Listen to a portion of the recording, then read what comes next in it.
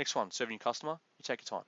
All right, when your customer's in front of you, they're the most important thing that you're doing at that moment. Okay, it doesn't matter what else you've got on. The person right in front of you is the most important thing that you are doing. Okay, you need to ask lots of questions to work out what they need. So you need to use a mix of open questions. An open question is something like, so what's the problem? They can answer that in completely any way they want to.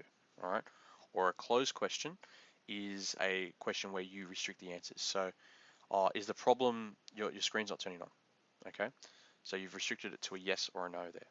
All right. Closed questions are used um, to restrict the person's input, so you can make more sense of what they're trying to say.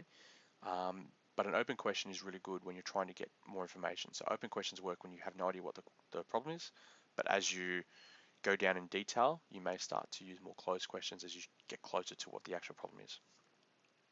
The other question is reflective questions, and these are just basically a way to check that you understood what they were trying to say, but also a way to verify for the customer that you heard what they were trying to say. So the idea might be something where they say their screen's broken, and you say something like, okay, so I'm hearing that your screen's broken, is that correct?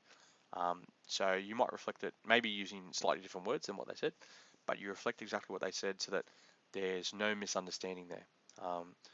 Oftentimes the customers, because they don't speak IT, they don't have that IT knowledge, what you hear and what they actually say are two different things, or what they say and what they mean are two different things. So by using this reflective questioning, you're able to rephrase it in a way to check the meaning of what they have said. The next thing is to take notes. You have to take massive amounts of notes so that you can remember what happened later. You're taking the job straight away, but you may not get to the job straight away. And by the time you get to the job, you may have missed those important details. So it's important you take notes. If you're dealing with a customer in a help desk situation, then you'll more than likely have a ticketing system. And so when you get a customer, you open a ticket and you start taking those notes.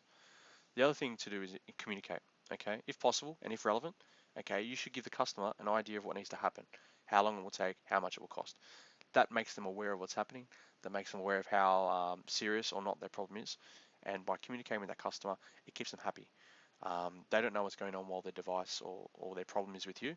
And so the more you can communicate with them, the the happier they'll be, and they'll actually know that you're fixing their problem as opposed to just sitting there doing nothing.